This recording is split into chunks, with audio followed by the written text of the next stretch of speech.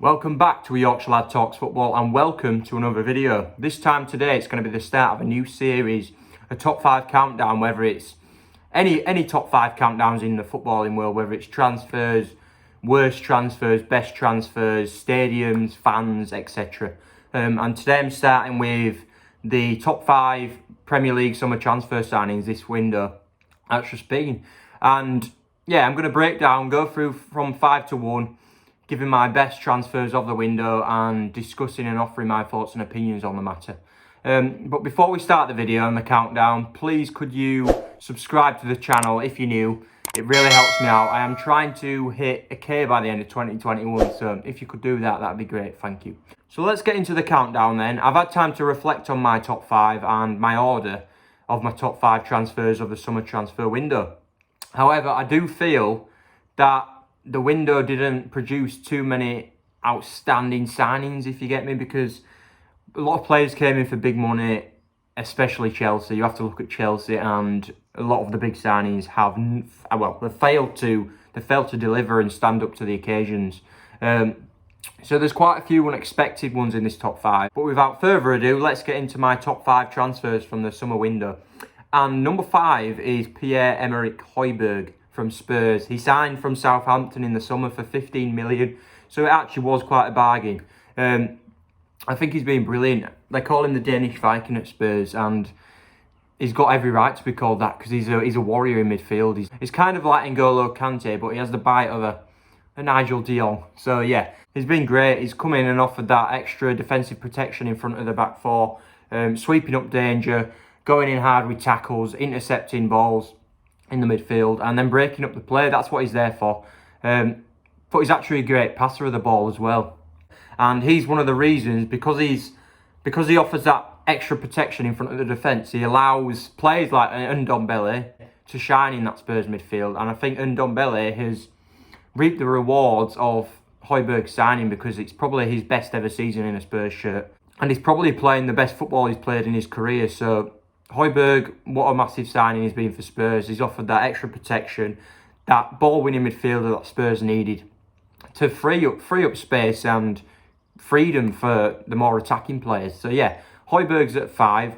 At 4, I've gone with Emiliano Martinez from Aston Villa. Goalkeeper, 14 clean sheets this season, 20 million signing from Arsenal. He only started 8 times for Arsenal last season, and that was because of a Leno injury. And he finished off the season in net for Arsenal, and he was a big factor to them winning the FA Cup final against Chelsea, making multiple saves.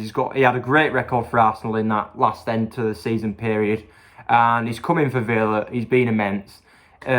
14 clean sheets, the 9th in the table, which is brilliant in comparison to where they were last season. They were scrapping relegation, fighting for relegation, fighting to stay up, and he's a big reason for their transforming form.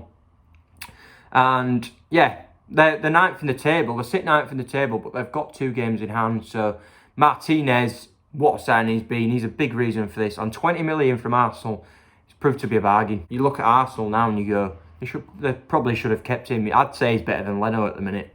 So yeah, Emiliano Martinez, great signing for Villa. Helped transform their side, helped transform their defence. Yeah, and he's been brilliant. He's been pivotal to their run of form and their actual push for European football. So into 3 now, and I've gone with, you might say it's a bit biased because he's Chelsea, but I've gone with Thiago Silva. I think he's been immense. And the fact I've put him in my top 5 for this video is that Chelsea signed him on a free. A 36-year-old. Many thought he'd come into the Premier League, be too old, too slow, but he's been anything but that. He's been fantastic. He's coming from PSG for a free. He's been absolutely fantastic in the central of that free, or played in a back 4 under Frank, and he's transformed our defence. He genuinely has. We've got the 2nd best defence in the league, conceded 25, second to Man City, as you'll find out later on. And yeah, he transforms our defence. He makes everyone else in the side play better, especially the defenders. We have Christensen and Rudiger now, and they're performing brilliantly. And I wouldn't be surprised if it's because of Thiago Silva's presence in that squad and the training ground. because he's done it all, hasn't he? He's done it all. He's been through it all. He's 36. He's taken his side to Champions League finals, World Cup finals, won multiple titles, been in the team of the year, and he's still world class. He's coming at 36 to Chelsea, to a top Premier League side, and he's continuing to perform. And what a bargain for free.